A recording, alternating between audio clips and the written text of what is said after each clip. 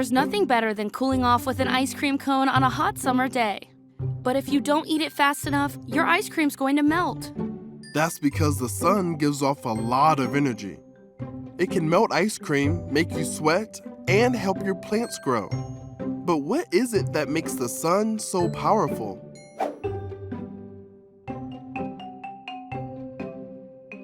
The sun is a huge ball of hot gas. It's a huge star. And just to give you an idea, if you think that if this is the size of the sun, this will be the size of the Earth. So the Earth will enter more than 100 times here. So we are tiny compared to the sun.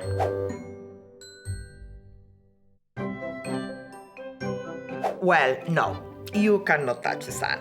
For starters, it's very, very far away. If you were to take a plane to travel to the sun, it will take you 20 years to get there. So it will take a long time. And when you get closer to the sun, you will start feeling hot, very hot, and you will get seriously burned. Just think about that here on the Earth, you need to use sunblock to protect your skin from sunburns. And it's because the energy that the sunlight brings is strong enough to really burn your skin. So you have to be careful out there.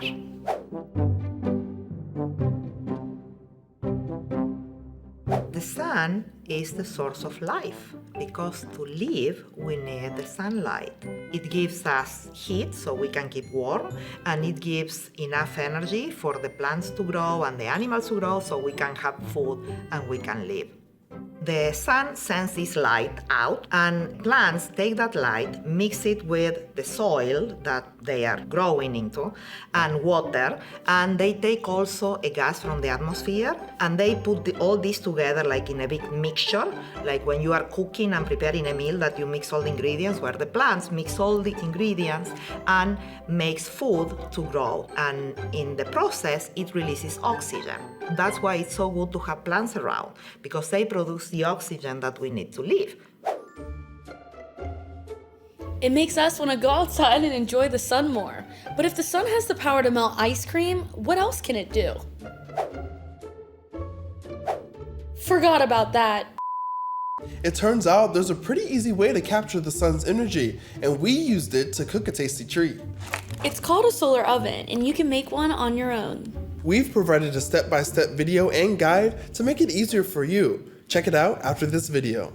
Once you've made your own solar oven, you can start experimenting with it. You may have noticed this some more. I'm trying very hard not to eat. Well, I made it in my own solar oven. It can take a while though, so here's a sped up video of the process.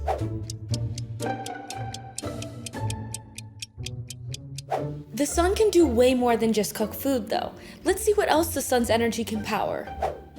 One of the most common applications of the energy that comes from the sun are solar cells. The energy of the light is so much that it can create a current, and you have an electric current that can power all your appliances. So you can imagine having that on the roof of your house to power all your appliances, or you can have a huge farm with a lot of solar panels to collect the sunlight and create electricity.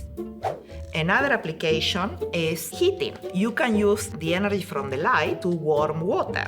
So you can imagine putting black panels on the rooftop, and these black panels will absorb all the sunlight.